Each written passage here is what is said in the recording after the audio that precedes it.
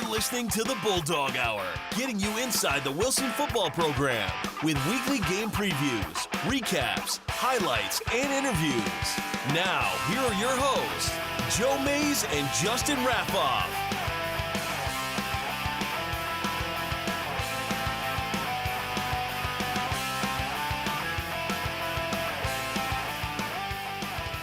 Good Sunday evening, everyone, and welcome back to the Bulldog Hour. I am one of your hosts, Joe Mays, and here with me, as always, is my co-host, Justin Raffoff. Yeah, it's great to be here. What a busy weekend for Wilson football community. But yeah, it's great to be here. Yeah, we're going to dive into all of that because we've got a game to recap. We have another slightly different game to recap, and we have another game to preview. So there's a lot going on, and we have a lot to throw at you tonight because we've got pictures, we've got lots of video, we've got stats, we've got all kinds of stuff going on, and Justin and I are very excited to welcome you into the 9th episode of our 10th season, Justin. Rolling right along. Here we are, 4 games complete for the 2024 season, and the Bulldogs sit at 3-1. Yeah, 3-1. I had a number of people come up to me and mention kind of last week, after last week's show, we mentioned, going 2-1 through that non-league slate. If you would have offered that to us over the summer, we probably would have been like, okay, like this. And they were like, you hit the nail on the head with that. And that's not to sell the team short, because honestly, I feel like the team feels like they should be 4-0 right now, not 3-1. But hey, that's in the past. We need to move on from that, and they certainly did Friday night. Expectations get reset after each game, depending on how they look, depending on you win or lose. The life of fans, right? Things change, from a fan perspective, from a team perspective. Yeah, team too. But I've also seen both parents and players saying, hey, we were doubted entering this season, and I completely agree. We heard it, we saw it. We've talked about the expectations coming into this year. We weren't quite sure what to expect just because the graduating class was so massive. I was going to say, to be fair, there were a lot of unknowns. You lose a 2-year starting quarterback. Right. The majority of your offense. Right. Who had a pretty prolific year last year. Tommy, I remember we talked about it on last year's shows. Tommy's numbers last year were fantastic, yeah. They're going to be littered in that book that Coach Dom gives out. Coach Dom is still working on, and yes, I'm sorry, Coach Dom's Leatherneck was not there Friday night at Reading. Still don't have pictures of the new Leatherneck. We're thinking around Leatherneck 4, maybe. I'm not sure if that's the little pup right now, but I do need to get pictures for that because I would like to see the stats book be completed soon because I got to reference it, Justin, and we're talking about it all the time, but it's going to come up in the game recap we're going to talk about. Want access to the new stats book. But yeah, it was a busy couple days here with Wilson football, and we're going to talk about all of that right now, including the 2024 season and where we are expectation wise, and what else has happened across District 3 and the LL League to set up the final 6 weeks of the regular season. Almost at that midway point, Justin. Yeah, kind of crazy. Want to take some time now to thank our sponsors. And as always, the Bulldog Hour is presented by Mays Sandwich Shop. I want to thank my dad, Bill Mays, for all the support over the last 9+ years now as we're here in season 10. Also now multi-year partners with both White Star Tours. We got to talk with them on Friday evening before the game. Always love that. And also MikeDragosports.com. Mike was unfortunately unable to make the alumni game this year, but he did run a nice article, talk to me about the previous game and what to expect this year, and he used some of my photos to try to drum up some interest in the alumni game, and I think there was some success there with Mike's article and then the constant social media badgering I was doing over the last few weeks to make sure people knew what was going on. We'll talk a lot more about the alumni game in just a few minutes, but I do also want to thank our other sponsors besides Mays Sandwich Shop, White Star Tours, and MikeDragosports.com. Want to thank the Miller family and our 3 anonymous donors. Hey.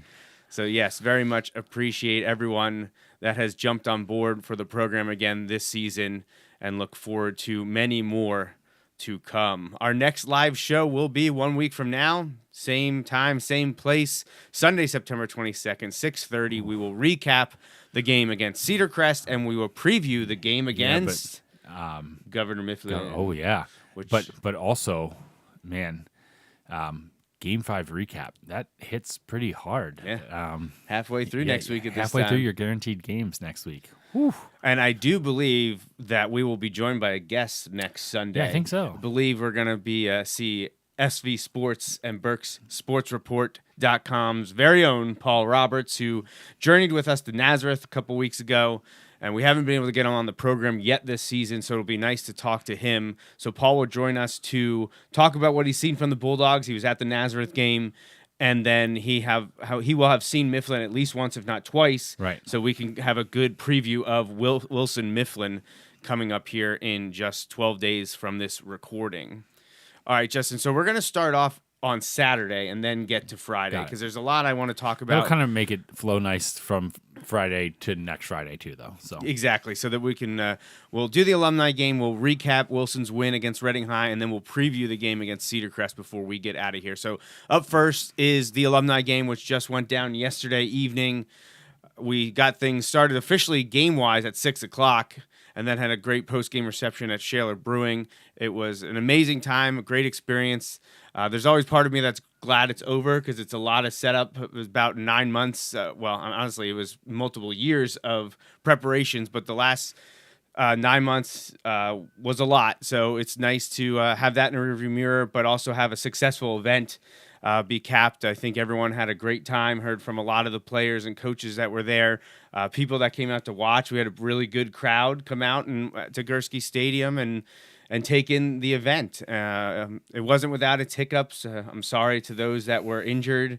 I have spoken directly with one of them, and he's in good spirits and feeling a little bit better. And I do still need to reach out to a couple other individuals that didn't make it through the game, unfortunately. Right. Honestly, that's like the only gray cloud hanging over the entire thing. Right. Everything was excellent. The alumni players were awesome. The coaches, both alumni and present, were amazing. The community was great. All the volunteers that I had. I definitely want to thank everyone at the Wilson Football Tradition Club with me, from President Barry Aiello, Vice President Trevor Vaughn, Secretary Hallie Vaughn, and my dad, who played a huge part, always helping me. I like to call him the assistant to the treasurer. Right. He's my right-hand man. He got a lot done. And then obviously my sister running the concessions, with May's Sandwich Shop, and the volunteers there from my family, Kelly and Natalie and Haley, and we got the Baronshausen's out there volunteering to help, and they were packed all night long. They were busy. They were planning on ending concessions after the third quarter. They were not able to do that because they were packed and making sales and slinging food to everyone. I do want to thank Papa John's, donated pizzas. Oh, nice. That was set up by an alumni player, Paul Davis. So I appreciate Paul and Papa John's hooking us up so we could raise a little bit more money. So excellent time. Thank you to all those. Thank you to Brooke Blatt from Wilson Grounds and Operations for being there, helping us get things set up. And he was fantastic. He was awesome last night after the game. Just helping us get things situated at the end. Yep. Yeah. Father-in-law of a Wilson football player, so got the connection there. He was excellent. And obviously Drew Kaufman and Jen Griesemer of the Wilson Athletics Department for allowing us to do this, helping us get things set up. It was we couldn't do it without them. And like I said, Coach Doms, Coach Palm, Coach Walber, the current coaching staff, our volunteers from the coaching staff, Brandon Doms running the scoreboard, Rick Perriandi doing the down marker. My brother-in-law got some drone photography and video. I'll be posting that. And Stacy bringing the cheerleaders, right? And now the band. Yeah, it's funny. Justin and I were at the game Friday night, and all of a sudden I'm told, "Hey, the band's coming on Saturday." Because obviously they were invited and we wanted them there, but they were supposed to have a competition. Things changed over just the last few days leading up to the event, and Zach Kuhn, the interim band director now, and said we'll be there. So I'm very appreciative of them showing up because like we've said, and this isn't just lip service, Justin and I have talked about this. We talked about it 5 years ago when we had the first alumni game. To make it feel like a Friday night, besides the football stuff, you need two things. You need the cheerleaders and you need the marching band. Right. And we had both there again. It was amazing. Band sounded awesome. Hearing your familiar tunes that you would normally under the Friday Night Lights, and then Coach Stacy and her cheerleaders having the tunnel with the youth players that were there and having a banner for them. That was all new stuff we did. Right. We didn't do that 5 years ago. And you can see, if you got to look at my album, the pictures I just posted before the show started of the alumni players running through the youth tunnel like they do on Friday nights once a year. And everyone's like, you can tell how into it they are. And it was really cool. It was a lot of fun.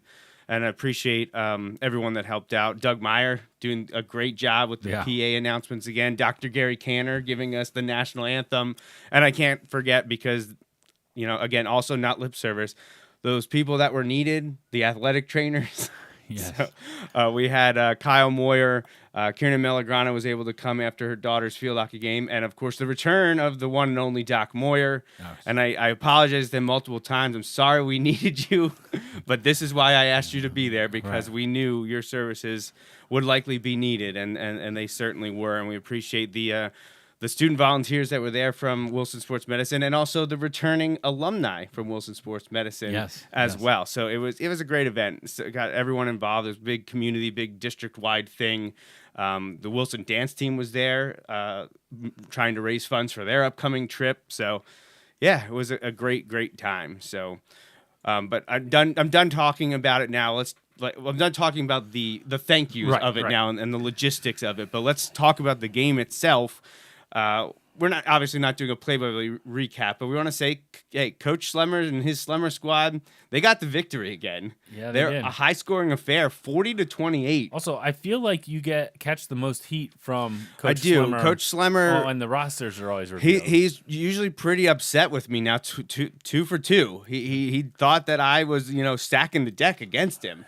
I may have been this time, or at least thought I was trying to give Coach Doms a little like, hey, let's even this series. We can't have Jerry always winning this. But Coach Slemmer took that to heart, and he was hard on the guys. He wanted his guys out there trying to push up right against the rules, I think, at times. No, it was a great time. And congratulations to Coach Slemmer and Slemmer Squad. Thank you for coming in from Arizona for this event. We had multiple players coming in from out of state as well. So, yeah, it really was a great time. But Coach Slemmer and Slemmer Squad won 40-28. And there were a couple really nice performances from a few individuals. So, we rewarded my cousin for his performance in the 2019 game. We gave him his MVP award after the game, but we also had an MVP award last night, and that one was difficult as well. There were a couple people that performed quite well during the game, but in the end, we ended up going to Slemmer Squad quarterback and defensive back, Tony Cipolla. Not only was he out there running around, tossing passes and touchdowns, he also picked off a pass, and he was really instrumental in Coach Slemmer's Slemmer Squad victory this time around. So Tony is the Bulldog Hour Player of the Week, the 2024 alumni game. So congratulations to Tony. And we thought ahead this time. It doesn't have his name on it, but we got him an engraved MVP flag football trophy, just like my cousin as well. So he got to take that home, and I'm sure we'll cherish it forever. If Coach Slemmer found out you were pre-engraving the MVP awards, man, you would never hear the end of it. So it was only engraved for the year in the game. I know, it didn't say the team or the player or anything like that. My cousins did, because it was after the fact. But no, so we got to award that to Tony. Honestly, treachery afoot. Jordan Holbert also was in the running for that. What an electric game from him. I mean, he graduated now, about 15 plus years ago. And he looks like he could strap up the pads and play right now. And then the other one at the beginning of the game through the first quarter, Steve Brock really looked like he might get it. Yes. I know the LP faithful are going to get on him for that pass he dropped in the flat. Oh, I know the LP kids were already getting on him for that. I think I was over there and they were demanding push-ups and things like that. But he also had some great plays in the game too. So I think it was funny. It was funny for those LP kids to see that side of him as well. So, I gave you a task last night, Justin. I kind of had you as like floater and runner and wasn't sure where I needed you when. But once things settled and we had a ton of volunteers, there wasn't something that jumped out. So I was like, hey, why don't you go grab some interviews? Let's talk to some of these alumni. Yeah, and usually on the interviews, I just have to hold the camera. I don't have to talk. So we're going to listen to a few. They're real quick, about a minute or so long. We've got 5 of them we're going to play and just get to hear from some of the alumni that played last night, including Steve Brock. Yes. All right, I'm here with Coach Brock, Steve Brock, and he got off to a hot start in that first quarter. Coach Brock, what brought you out tonight? So obviously Wilson football has been a big part of my life. I played growing up. I was out of the area for a while, and then when I moved back here, I got back involved with coaching when my son started playing at Lincoln Park, and it kind of brought back all the memories and good experiences I had here, good life lessons. Also transitioning into coaching now, it's one of the reasons I stay coaching, to try to impart some of the tradition and the lessons and the hard work and stuff that we learned as kids, and now impart that back to the youth. That's and awesome. This game is it's awesome. I mean, nobody has a game like this. You know, I get a little slower every year, but it's still fun nonetheless. Yeah, it's great. I mean, there's a few hundred people here. Yep. And what does Wilson football mean to you? So for me personally, it did a lot for me in my life. Just again, taught me life lessons being a young man. Teamwork and working hard and fight through adversity, discipline, doing something for more than yourself and doing things for the team, which are lessons that will go with you for the rest of your life no matter what you do. And it helped mold me into the person I am today. Obviously, Coach Slemmer was my coach, who still means a great deal to me. Coach Doms was here obviously when I was in high school a long time ago. So it means a lot to me, and that's why I'm here tonight. Great. Thank you for joining us. Have fun. Yeah, thank you. All right, so that was class of 95, football fall 94, Steve Brock, and a Lincoln Park coach. And he had a great game, and I'm glad you got to catch up with him during the event and get his take. I believe our next interview is with, I believe it's Matthew Vitodian and Andrew Klinksick, so we'll give that a listen. I coach here. I love the program. Played all through Lincoln Park, went through Southern, played here at the high school, and I love giving back and coming out here to support the program. Future connection. Andy Klingson from Huge play North for Carolina. Class of fall of 99 was my year. First down. And just love being with the guys, love football, miss the locker room talk, and love that Wilson brought my love of athleticism and working out and camaraderie. All right. What does Wilson football mean to you now? You know, now that your year's removed. For me, it's still family. You know, my brother's from another mother. You know, that's what it's about for me. Every Friday morning in the fall, I have my Wilson football mug. Drink from that. It's good luck for the guys. I follow in the newspapers, follow it online, follow your shows, and yeah, it's a way of life, really. Awesome. Thanks for coming out tonight, guys. Thank you. All right, so that was interview number 2. We're going to move right along, keep this thing moving, and third interview right now. All right, we're here with another member from Coach Slemmer's team. Why don't you introduce yourself and tell us what brought you out tonight? Zach Goldberg, 2002 senior season. What brought me out tonight, just have some fun, football. That's about it. What does Wilson football mean to you? I'd say to me, tradition. One thing Wilson's big on is tradition, and continues on. Awesome. Thanks for coming out tonight, Zach. All right, so Zach Goldberg, another Lincoln Park youth coach there. Number 4 is up next, and we'll wrap it up with interview number 5. All right, I'm here with some members from Team Doms. If you guys could introduce yourselves and tell me what brought you out here tonight. Hi, I'm Mike Penny. I played in 1984 and played in the last flag football reunion. It's a great fundraiser. Everybody gets together and has a good time, and remember football tradition. Fastball is incomplete. That brings up a big 4th down and goal. I'm Skip Cook. I was on the fall 1988 team. I came out last time as well. I think it's just a great fundraiser. Again, Coach Doms doesn't hesitate. So I wanted to support him. They want to talk it over. My name is Tom Hoy from the 78 championship team. What brings me out? Timeout, Team Doms. See some old teammates. I got to come back to Wilson. About 2 Correction, hours away. timeout, Team Slimmer. The fundraiser was important as well. And just, carry on that tradition. Wilson football, a lot of pride. Talk about it all the time to all my friends. Go Google Wilson football, see what it's all about. Thank you. Thank you for coming out. What does Wilson football mean to you? It's pride. It's pride. It's tradition. It's high class, first class. Great football. Great community. Great. I think it's more than just football too. It teaches you life lessons. Things that I learned in my career back in high school. I continue to carry with me those lessons. Wilson football has a great tradition. It's really nice to be a part of something that carries on year after year, kind of in the same way. Wilson is a real strong community, comes together, and everybody supports the football program and kind of gets behind it. A real nice tradition.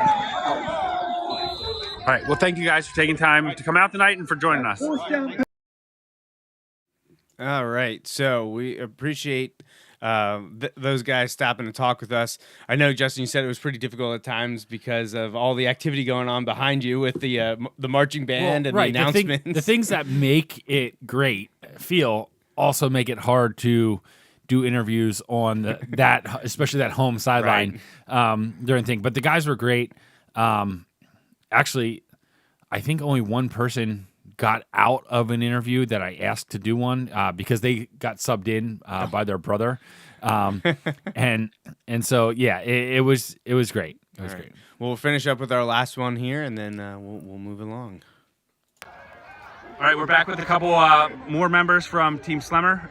Guys, can you introduce yourself and tell us what brought you out here tonight?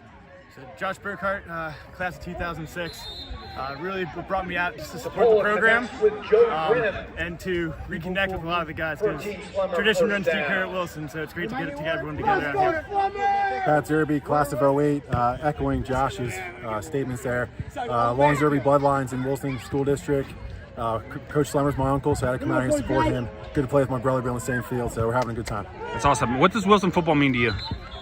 Me, it's definitely family tradition. It's ground up, built through the people. From the youth program all the way to high school, you're seeing the same coaches. Coaches I'm coaching with today are coaches that coach me, so you can't beat that. Yeah, it's family. You got guys that played here in the 70s that their coaches are still here. We stay together, we stick together. That's what Wilson does. Awesome. Thank you, guys. Absolutely. So that was the alumni game interviews. Thank you, Justin, for doing that. That was great to have that perspective. Not something we did 5 years ago. It's great to add that there. Wide range of people you were able to grab there and talk to. And it was great. And very similar answers, but that's not surprising in terms of what does Wilson football mean to you? Pride, tradition, family. That's kind of why we do the event. Right, exactly. And to be honest, at the event, these are obviously people that care about Wilson football still. And some of them are still around the program. Like you mentioned, there's some youth coaches in there. There are some guys on the high school staff that were interviewed there.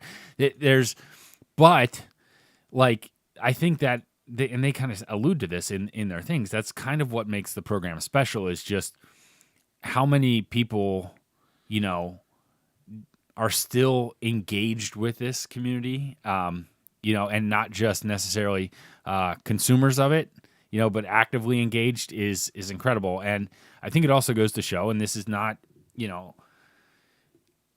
talked a little bit about it, but like the massive amount of work people like you put in to give people an outlet, right, to still be engaged with the Bulldog football community, right? Like, I think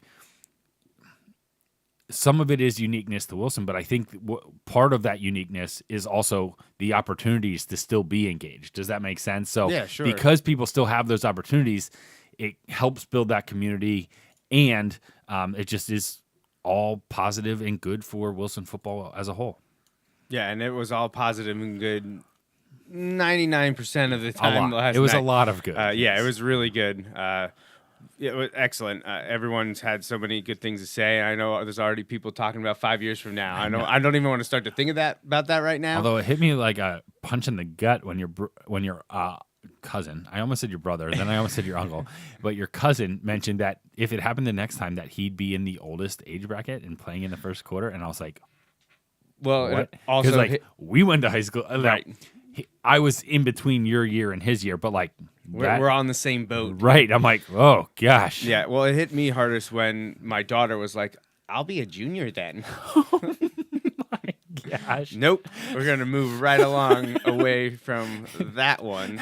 I was trying, I hate pointing out people that helped out and thanking them, but I would feel bad not thanking them directly. I don't want to do a blanket statement. I did that on social media last night. This isn't the Oscars. We're not going to start the music. There was one that I was sitting here thinking, who did I miss? And I want to thank Wilson Media Productions for coming out. I got to meet those guys that are working with Wilson Media right now briefly early on. I didn't see them the rest of the day after they set up and did their job, and they did a fantastic job. The 80th season of Wilson Football Alumni Flag Football Game was broadcast and now recorded live on the Wilson School District Facebook page and the Wilson Media Productions YouTube. So if you want to go relive any of it, it's there for you, which is something we didn't have 5 years ago. And that was one of the things I really wanted for this year. I had a few people that I ran into today that told me they watched online last night because they couldn't make it up. But exactly, you got people coming in from out of state. If their families didn't come with them, they had no way of watching it if they wanted to. Now they did. Wilson Media had been committed to it for a while, and then things came up. The supervisor, the advisor left, didn't think we were going to have an opportunity to do this, and then just this week, just like I know with the marching band, I found out that they were going to be able to do it. So thank you to Wilson Media Productions, Jacob and Brandon, and to Karen Troutman for hooking us up with that possibility, which I didn't think was there. So thank you to them for doing that, because I think that's an awesome thing. And the guys that got to play in the game that maybe missed some moments or when they watched themselves, there you go. You got a recording. Check Wilson Media Productions out on YouTube. All right, so that is it for the 2024 Wilson Football Alumni Game. That won't be coming back into discussions, Justin, until season 15 of the Bulldog Hour. As we continue to date ourselves and make us look very old. But there was a Wilson football game for the 2024 team on Friday night. We went to Gene L. Shirk Stadium on the campus of Albright College. It's a great place to play football. Beautiful stadium. I like that stadium a lot. I do. I really do. I don't mind going in there for a game. I like it a lot more than when we were in high school. Yeah. It definitely has a much better atmosphere now. It's a much nicer place to play for sure. It's a beautiful turf facility, and the stadium is very nice. The bleachers and the press box, top notch. Very good place to play a game. And Wilson came out fighting quickly. We talked about it on the show last week, Justin. Sometimes after a tough loss and an opponent that you probably think is not up to your level, you start slow. You let them hang around. Things get dicey. That didn't happen. No. Wilson came out. There was a 3-and-out initially, right? But that was it. Right. They pretty much were rolling the rest of the game. Yes. Wilson ended up defeating the Red and High Red Knights 50-6. The Bulldogs were up 41-0 at halftime, scoring right at the first half bell to assure that there would be the mercy rule to start the second half. Get the clock running. A good portion of the starters did play to start the second half. Just got a series in there.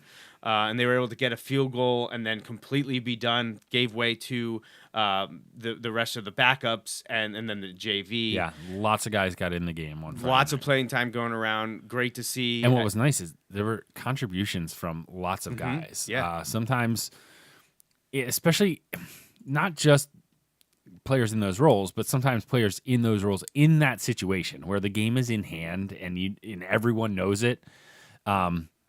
Sometimes you just don't see the intensity or, those things. I didn't feel like that was the case at all. I thought the guys that went in there did serviceable, and that's what you want to see from those guys, because that experience, you never know when one of those guys from a backup role might be put into a bigger role, or, as you're going in to your next year, even, this is getting way ahead of ourselves, but having any high school game experience is, we want everybody to be as experienced as they can be coming into the next situation. Right. So, yeah, they were able to benefit from some of that as well.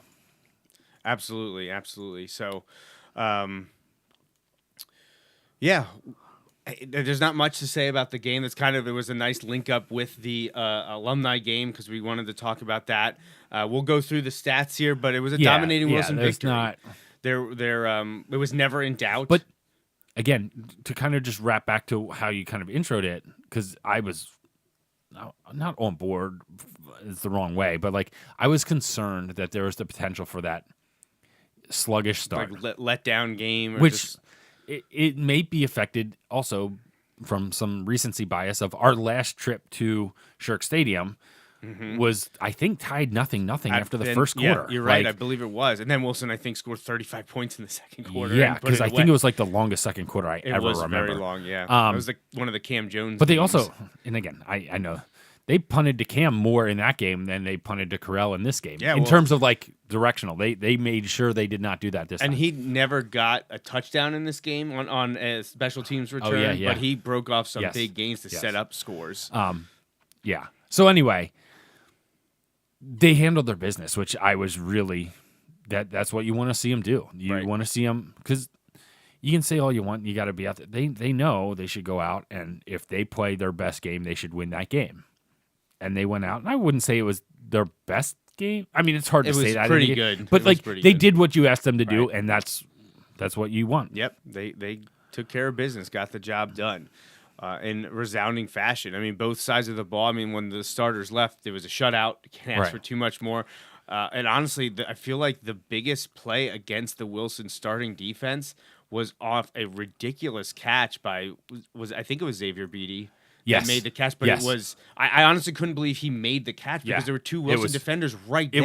It was really good. It was a real. I was far away, but had a great angle at that play. Does that make sense? Yeah. I couldn't believe that he caught the ball. It was really, and I don't know if it bounced off of any guys at all. I don't think so. I think it was just over the fingertip. Like it was, the throw was right where it needed to be, and he made an excellent Wilson, catch. and I don't know who it was. Wilson, cornerback and safety, were both right there. Yeah, and he still was able to come down with the catch. It didn't end up hurting. Wilson forced a turnover on downs. So. It was overall a very, very good game, both offensively and defensively. Looking at the team stats, Wilson came away with the edge in first down, 16-7. They had the edge in rushing yardage, 238-64. And this is a Reading High team that wants to run the ball. Oh, and they run a lot of plays. Because they get up and go. You know, like the ball is spotted, they are on the line ready to run their next play. Well, they've got that huge imposing offensive line that not many, if any, go both ways. So they stay fresh. And Wilson was able to take care of business in the trenches for sure. The Bulldogs ended up passing for 319 yards to Reading's 57. Total offense plays close, 48 for Wilson, 42 for Reading. Yardage, Wilson had 557 offensive yards and held Reading to 121. Just incredible. And I know most of that damage was done in the first half. Wilson ended up with, was it 440, 441, something at halftime? At halftime. So just an incredible game all around for the Wilson offense there. Did see a fair share of penalties again. Got to clean that up a bit, but it is what it is. Wilson was 4 for 4 in the red zone and did have 3 sacks of Reading quarterbacks. So, some individual highlights, individual statistics. So, Monty Greer actually led the way rushing yardage. He had 3 carries for 125 yards, but one of them was a 95-yard touchdown. I believe came on the first play after that turnover on downs. Yep. Because they needed the 4 to get the first down, I believe, and we stopped them at the 5. Yep. Despite Monty wanting it to be at maybe the 3.5 or so. Yeah. So Monty had a 95-yard touchdown run, which ties a record. I know at one time 95 yards was the single play or single rushing yardage play was 95 yards, longest in Wilson history. I don't have the current stats book to verify that, but Monty at least tied that if Jamie Sands, former Wilson running back and former Wilson defensive back coach, now the coach at Boyertown. He had that 95-yard touchdown run against Nazareth, coincidentally, in the game that we were previewing over the last few weeks back in 1995. So Monty at least tied that, maybe tied the program record for single play single longest play in Wilson history. Hopefully we'll get that new stats book here soon, and we can update that. But Corell Akings also had a nice day, not just on the ground. He had 8 rushes for 54 yards, but he also had 2 catches for 79 yards and a touchdown, and that came not from the arm of Maddox Gruber, but from the arm of former quarterback Christo Hunsaker, who is now offensively technically part of the tight end room, and we'll be hearing from them a lot as we talk about this victory over Reading High. So a nice little trick play that worked out in the Bulldogs' favor, gave him some more points in the first half. He was taking some heat too. The defenders were there and hit him after he released the ball. Like, he stood in there and delivered the pass. It was really good. And then Corell just took off, burned off, past everybody. He took off. It was great. It was a great play all around. Great design, great call. The right moment to make that call, and things certainly worked out for Wilson right then. Yeah. And let's see, where were we? We were talking rushing. Maddox Gruber at quarterback had 4 for 14. You take the losses from sacks away. Got some young guys: Amir Bailey, Damian Greer, Jackson Becker all carries. Mason Young tucked the ball a few times when he was in, relieved Maddox at quarterback. Maddox was 11 of 14 for 203 yards and 4 touchdowns.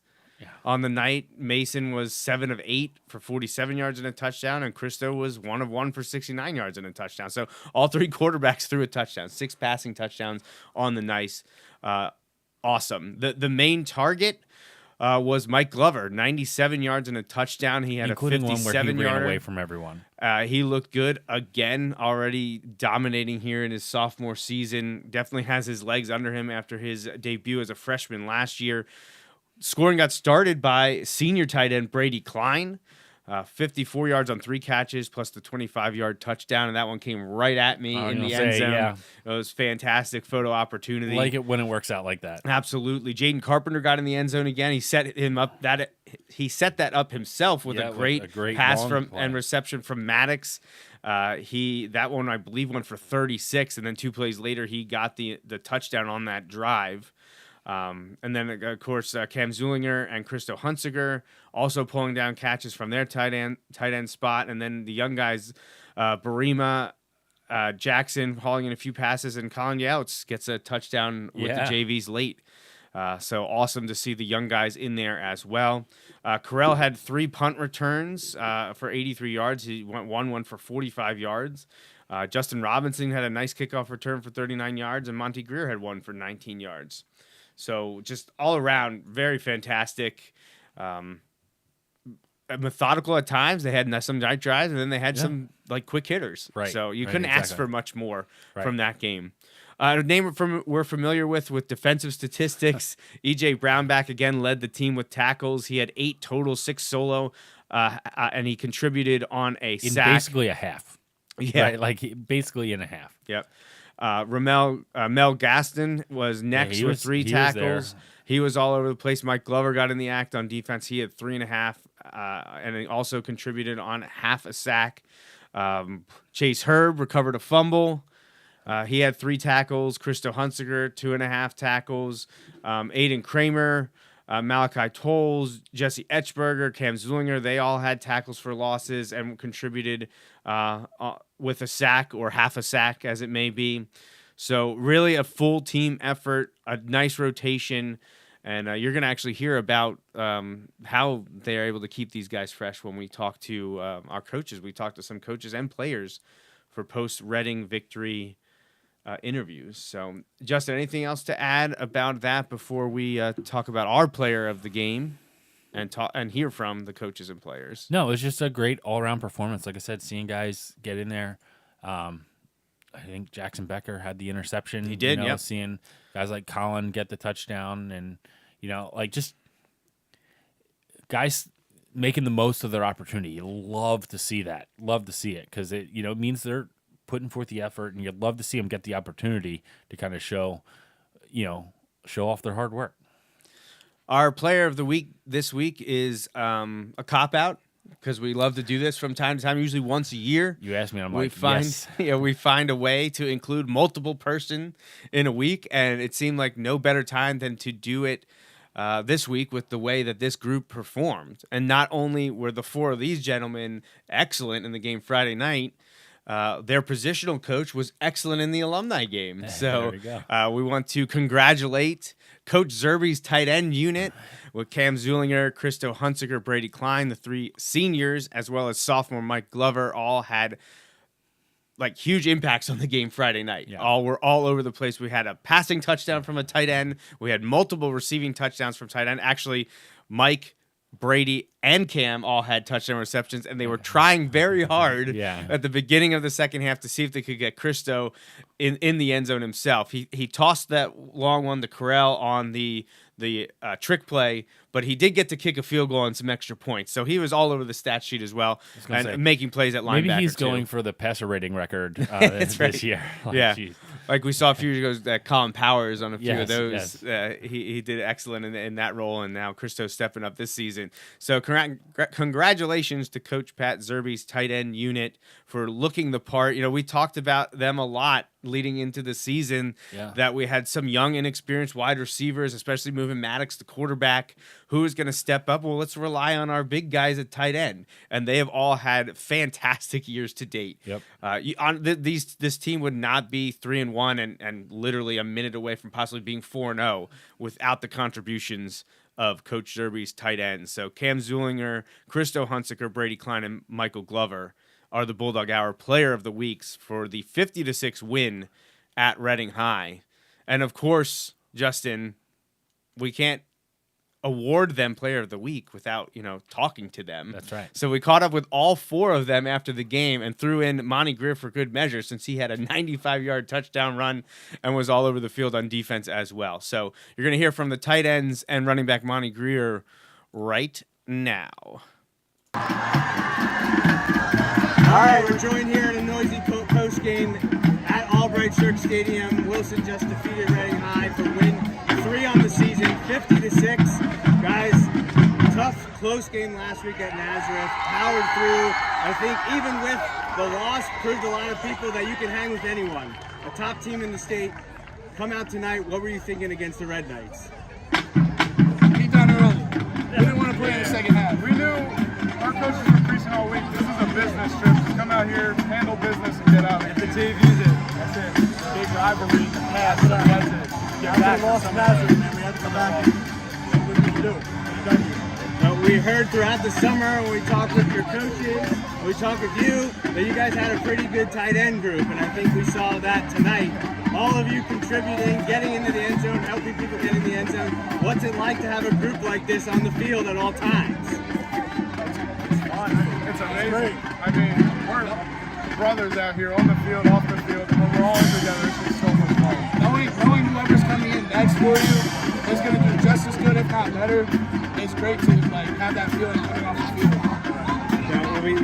You guys in the end zone, you throwing it into the end zone, you scoring a touchdown, Monty ripping off a 95-yard score. Mike had a touchdown too. That's what I said. That's what Mike, like all-around incredible effort. Monty, I checked the stat book. You're at least tied a record. I don't know if you set a record. You at least tied it. Longest touchdown in Wilson history. Anything longer than 95? Oh my God! 95 would tie Jamie Sands against Nazareth in 1995. So we'll see. I'll check on that. But what did you see on that play once you got the ball in your hand? I got the ball. The gap was like this big. I had Mike with me.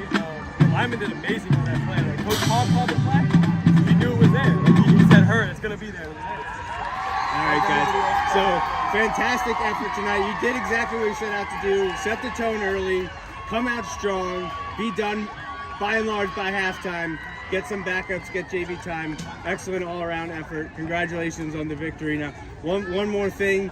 Tomorrow evening, we have a bunch of Wilson alumni coming back. Hope you guys will join us. We'd love to see you guys there. And maybe in a few years, who knows, maybe you'll be playing in your own alumni game in the future. They'll still be throwing touchdowns. In the league now, so section opener, victory over Reading. What does it mean to be in league play now that most of your non-conference games are over? Like you said in the interview before the season, LL hasn't been won by Wilson since our freshman year, which was 2021. We have a strong team. We're getting better as the weeks go on. We're getting an LL championship this year, without a game is Cedar Crest. Only your second home game next week. It's a big night. It's Gold Out, supporting pediatric cancer research. It is band night to recognize the band seniors, and also it's Wilson's first ever salute to service with the first responders, the veterans, and military members. So it's going to be a huge night at Gursky Stadium. We look forward to you putting on a show against the Falcons. Congrats on the win, and good luck the rest of the season. Thank you. All right, so thanks to the tight end unit, Monty Greer, for joining us post-game after the victory to talk about what went right against the Red Knights. And, well, Justin, spoiler, those guys showed up at the alumni game too. Yeah, so it was fun.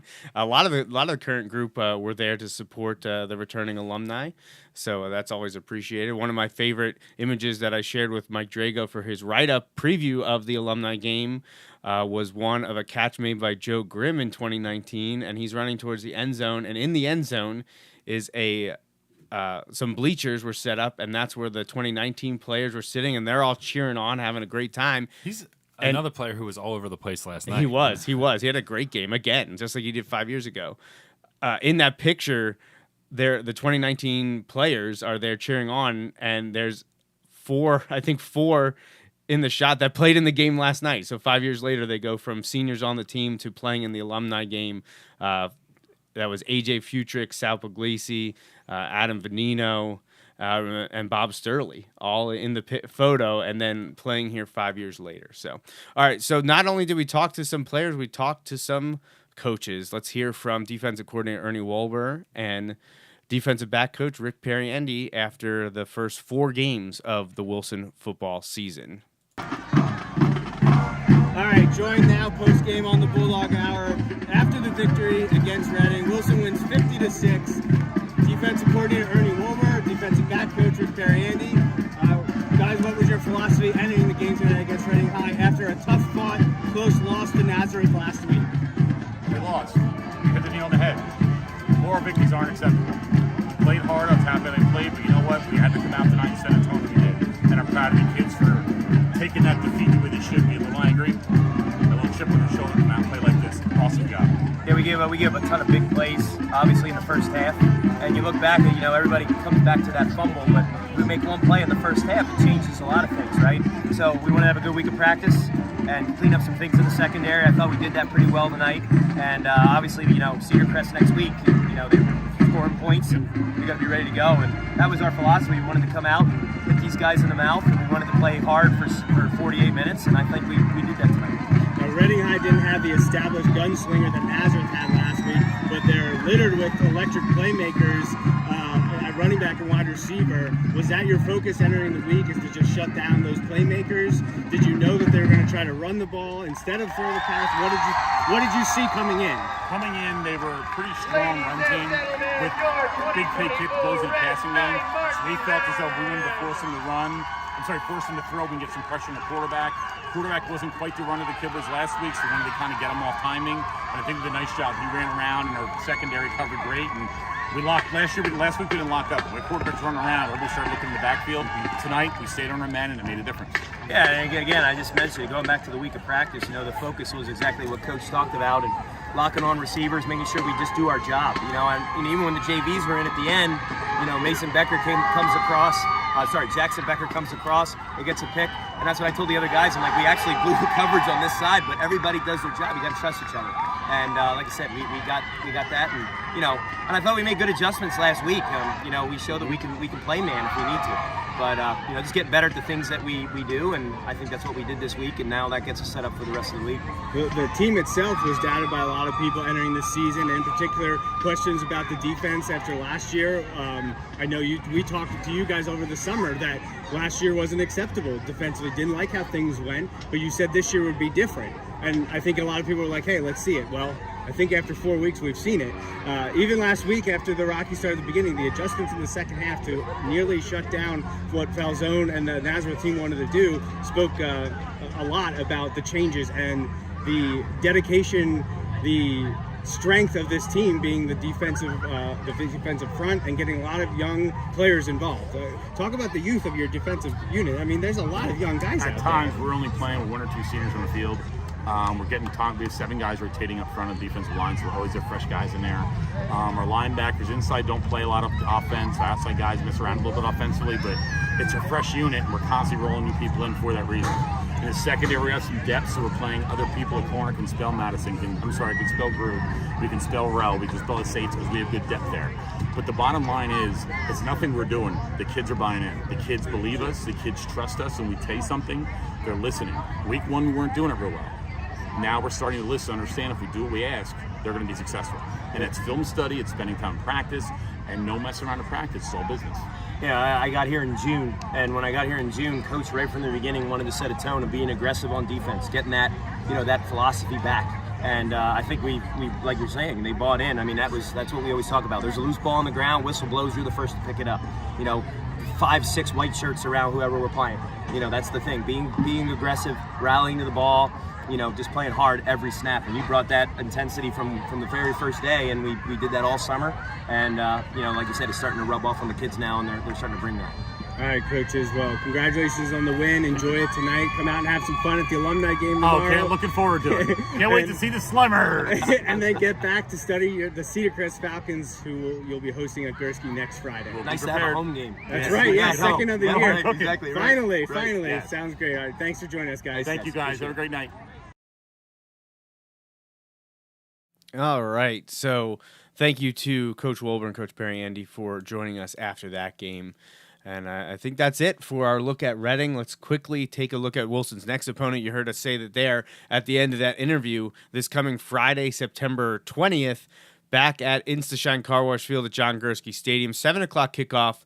The second game at home and second game in Section 1 play will be against the Cedar Crest Falcons. Wilson won the game last year down in Lebanon. They've won every game with the Falcons since the last loss to them in 2001. It is a new coach after, I think, close to a decade. Cedar Crest is now led by Nick Lambros, not the same Nick Lambros that played at Wilson about 25 years ago. I don't know if it's a relation, but it is not him. They are led by a returning starting quarterback, one of the few across the 37-team Lancaster-Lebanon League this year, and that's Jackson Custer. He played a great game last year against Wilson, almost able to pull it out in the end. But he the played Bulldogs really well against us last year. Yeah, and Wilson was able to come through. So far on this season, the Falcons have been more of a run-oriented team. Rushing yards are averaging just a hair under 225 yards a game. Passing yards are at about 105 per game. Jackson Custer has taken the majority of the snaps, though he was injured and did not finish the game against Warwick, which is Cedar Crest's only loss on the year. That was back in week 3. They fell at Warwick and Lidditz 19-3. But the other 3 games, Cedar Crest has dominated. They beat Lower Dolphin in Lebanon 45-16. Same thing for game 2. They hosted Spring Grove, beat them 45-7. And then just this past week, they went on the road again to one of our favorite places, Millersville University, Beamsdorfer Stadium, to play the Penn Manor Comets. I know our good buddy Jeff Reinert was at the Sugar Bowl, or at least he sent us a picture of the Sugar Bowl. Right. No confirmation of whether he ate at the Sugar Bowl, but he was telling us that he was there, and we'll be there in about a month, Justin. But yeah, the Cedar Crest is 3-1. And comes to Gursky this Friday night for a second game for each of these clubs in Section 1 play. But Jackson Custer is the guy behind center. He's 20 of 37, 353 yards, 5 touchdowns, 2 interceptions. A newcomer in the backfield, or at least not as prevalent as last year. The couple of guys that they had toting the rock is Isaiah Zimmerman. He's got 58 rushes for 513 yards and 6 touchdowns. So he's an important one to keep an eye on for sure when it comes to Cedar Crest. Jackson Custer's also a very mobile quarterback. He's getting it done. He rushed and passed for over 100 yards just on Thursday night. He has rushed 34 times for 194 yards and 2 touchdowns. And like Justin mentioned, he was in the 100-100 club against Penn Manor, rushing and passing. So he's very dangerous in that backfield. Which is hard to do as a quarterback because your sacks count against your rushing. Right. Josh Trickoch is the next leading rusher for them. 22 attempts, 121 yards, and 2 touchdowns. The big receiving threat is Jack Waranavage, 11 catches for 251 yards and 3 touchdowns. He's their big play guy. Cameron Tirado also has rushed and caught some passes for the Falcons, and he's another one that it's important to know where he's lined up. So we talked to the coaches a little bit about their game plan. They know what to expect. They know what they want to attack and to be ready to go. So Cedar Crest Falcons coming to Gursky September 20th. Again, that is our Gold Out game. So pediatric cancer awareness. It is, I believe it's band night. So come out and support the seniors for a part of the marching band this year. And then it is the first ever at Wilson first responders salute to service night, where they'll be honoring the first responders, veterans, active duty, just anyone contributing to the community here and afar. So we want to thank everyone, and we'll be able to do that on Friday night. Yeah. Cedar Crest definitely has my attention. They are averaging roughly 38 points a game. And in one of those games, they scored 3 points. That's... Yeah, they have, outside of the one where they only scored 3, they scored 45, 45, and 58. We believe the quarterback was out for at least some of that game. For part of the game, yeah. Right, yeah, man. Whew. That is some machine-like offensive numbers there. So, I think our guys need to be ready to go. I think it's...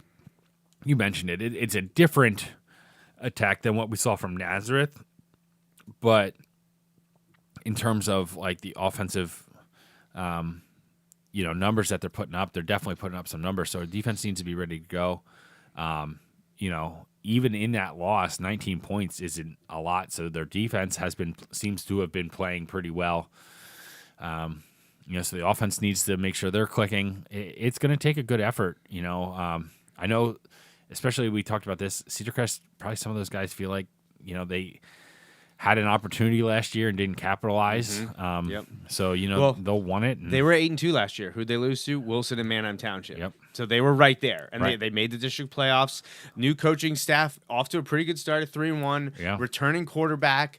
They don't have Chernich anymore. They don't have Champ anymore. But I mentioned Jack Waranavage having a great year. Jeff Reiner from Lancaster Online mentions Seth Warren stepping into Champ's role at tight end and defensive end. And they also have a veteran offensive line. They believe they have at least 3 starters back, led by tackles Alex Kissinger and Tristan Long. So there is definitely talent there. And we know, Justin, they have talent in the underclass ranks. Maybe this is a bit of a transition year. Maybe they're not as strong as last year. I'm not sure. They haven't. They haven't played.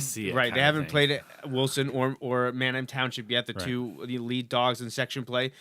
Wilson gets their first crack to. I think they got us in a 3-week span though. I think they have us, and then I think they have someone else, and then Township 2 weeks from that, 2 weeks from our game. Might Friday. be McCaskey. They might have McCaskey in between. So we'll see what happens. Oh, actually, their schedule's right here. It's Reading. Oh, they're at Wilson, then host Reading, and so they host Township, who I don't want to say struggled, but who pulled out a close victory against Plymouth Whitemarsh at Plymouth Whitemarsh on Friday night. So Manheim Township got that was kind of their first real test. They played good teams. Like they have been playing excellent teams. Yeah, they've just blown the doors off. Yeah, of they've been beating them up pretty good. And again, don't take this wrong. Plymouth Whitemarsh is also a very good team and has 2 tough losses to Section 1 contenders. So Manheim Township looking to respond from the close victory at Plymouth Whitemarsh. They won 20-18. I believe they kick a field goal with like 26 seconds left to get that win. They were down 12-0 to start. They pulled out and were up 14-12. Then 17-12, Plymouth Whitemarsh scored. Apparently didn't get the extra point or the 2-point conversion, allowing Manheim Township to drive down the field in the final 30 seconds, kick the field goal, and hold on for a win. But they have a rivalry game this week against Hempfield.